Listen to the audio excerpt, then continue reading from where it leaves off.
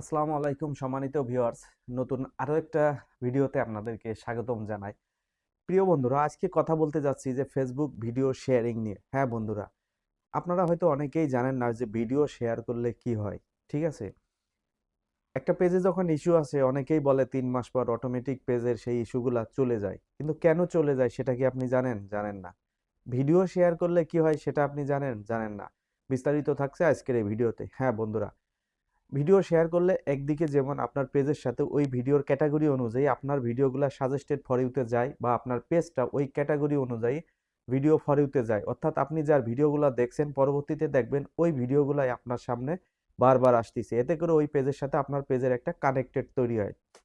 এখন কথা হচ্ছে, ভিডিও শেয়ার করলে আরো অনেক বড় উপকার আপনার হয়, কিন্তু ক্ষতি কোনটা হয় সেটা তো আপনি জানেন না। হ্যাঁ প্রিয় বন্ধুরা, ভিডিও শেয়ার করলে যেরকম উপকার হয়, ভিডিও শেয়ার করার ফলে আপনার পেজের অনেক বড় বাস যায়। বিষয়টা হয়তো আপনি বুঝতে পারেন নাই।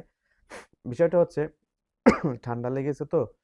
বিষয়টা হচ্ছে, ভিডিওতে যদি কোনো সমস্যা থাকে বা প্রবলেম থাকে ওই ভিডিওতে, সেটা যদি ফ্ল্যাগ কন্টেন্ট হয়, আনঅরিজিনাল কন্টেন্ট হয়, যে কোনো ইস্যু যদি ওই ভিডিওতে থাকে, তাহলে 100% ওই ভিডিওর সমস্যাটা আপনার পেজে চলে আসবে। আমার কথা বিশ্বাস না হলে এমন কোনো একটা ভিডিও যেটা কিনা ফেসবুকের কমিউনিটি স্ট্যান্ডার্ডস বা পার্টনার মনিটাইজেশনের বাইরে, বা পার্টনার মনিটাইজেশন যেটা লঙ্ঘন করছে, সেই ভিডিও আপনি একটা শেয়ার করে দেখিলেন, তাহলে আজকে আমার কথা আপনি প্রুফ পেয়ে যাবেন। তো আমি আপনাদেরকে কখনোই বলবো না এই ধরনের ভিডিওগুলো শেয়ার করতে, কেননা ভিডিও শেয়ার করার ফলে আপনার পেজের বড় একটা প্রবলেম হবে।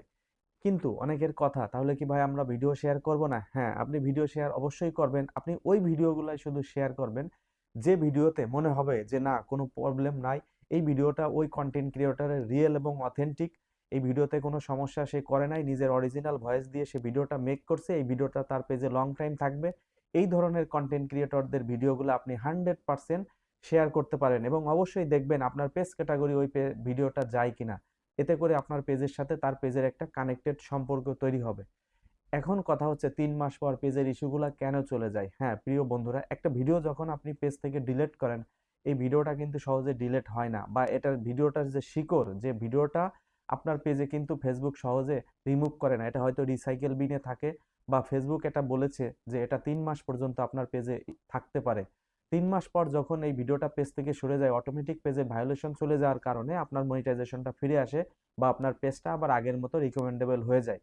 সো আপনারা যখন ভিডিও ডিলিট করবেন, অবশ্যই সেটা রিসাইকেল বিন থেকে, সেটা বা আর্কাইভ স্টোর থেকে দেখবেন সেটা রিমুভ হয়েছে কিনা, তাহলে দ্রুত আপনার পেজ থেকে ওই ভিডিওগুলো সরে যাওয়ার ফলে আপনার পেজের ইস্যুগুলো চলে যাবে।